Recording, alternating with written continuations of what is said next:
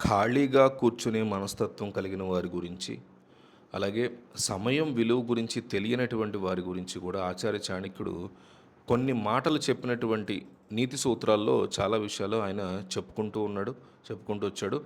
అత్యంత కఠినమైన, వాస్తవకరమైన విషయాలను చెప్పుకుంటూ వచ్చాడు ఆయన. జీవితంలో ఎదగాలని ఆశపడే ప్రతి ఒక్కళ్ళు తెలుసుకోవాలనుకునే చేదు నిజాలు ఇవి. ఒక వ్యక్తి ఖాళీగా ఉండడం అంటే కేవలం పని లేకుండా కూర్చోవడమే కాదు. అది తన భవిష్యత్తుని తానే నాశనం చేసుకోవడం అని చాణక్యుడు హెచ్చరించాడు. సమయం అనేది ఒక ప్రవాహం వంటిది. ఒక్కసారి దాటిపోతే అది తిరిగొచ్చే పరిస్థితే ఉండదు. ఖాళీగా కూర్చునే అలవాటున్న మనిషి తనలోని సృజనాత్మకతని, మేధస్సుని క్రమక్రమంగా కోల్పోతాడు.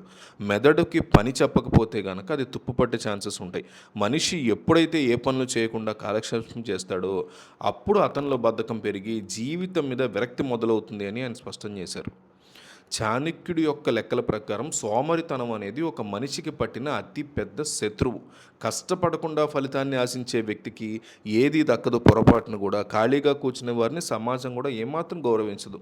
లోకరీత్యా చూసినా శ్రమపడేవాడికి లభించేటువంటి గుర్తింపు, ఆత్మవిశ్వాసం ఇవన్నీ కూడా శ్రమ పడని వాళ్ళకి ఎప్పటికీ దక్కవు. ఆచార్యుడు చెప్పినట్టుగా సింహం కూడా వేటాడుకుంటేనే ఆహారం దొరుకుతుంది. నోరు తెరుచుకుని కూర్చుంటే సింహం కదా అని ఆహారం దాని నోట్లోకి రాదు కదా.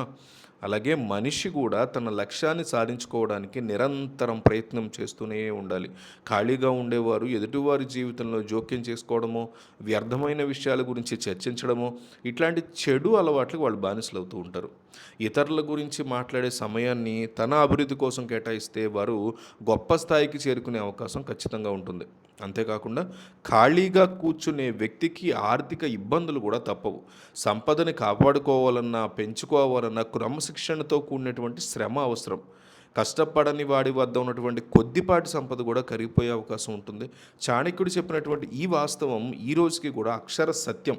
ఏ పని లేక ఖాళీగా కూర్చున్న వాడి యొక్క మనసు అశాంతితో, అనవసరమైన ఆలోచనలతో నిండిపోయి ఉంటుంది. అటువంటి వారు మానసిక ప్రశాంతతని కోల్పోయే పరిస్థితి ఉంటుంది. శ్రమించే వ్యక్తి ఎప్పుడు ఉత్సాహంగా ఉంటాడు, కానీ బద్ధకస్తుడు నిరంతరం అలసటగా, నిరాశగా కనిపిస్తూ ఉంటాడు ఎప్పుడు చూసినా. జీవితంలో ఏదైనా సాధించాలనేటువంటి తపన లేనివాడికి అది మరణంతో సమానమని చాణక్యుడు కూడా చాలా ఘాటుగా విమర్శించాడు.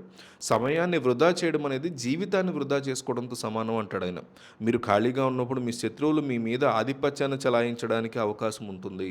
ఇక్కడ శత్రువులు అంటే కేవలం మనుషులు మాత్రమే కాదబ్బా, పేదరికము, అజ్ఞానము, అనారోగ్యము ఇలాంటివి కూడా వస్తాయి. నిరంతరం ఏదో ఒక పనిలో నిమగ్నమై ఉండేవారికి మాత్రమే ఈ లోకంలో చోటు ఉంటుంది. ఖాళీ సమయాన్ని కూడా నేర్చుకోవడానికి, నైపుణ్యాలని మెరుగుపరుచుకోవడానికి ఉపయోగించుకోవాలి అని చాణక్యుడు బోధించాడు. పని లేనివాడు పరుల కష్టానికి కారణం అవుతాడు. అదే పని చేసేవాడు అందరికీ ఎప్పుడు కూడా ఆదర్శంగా నిలుస్తాడు.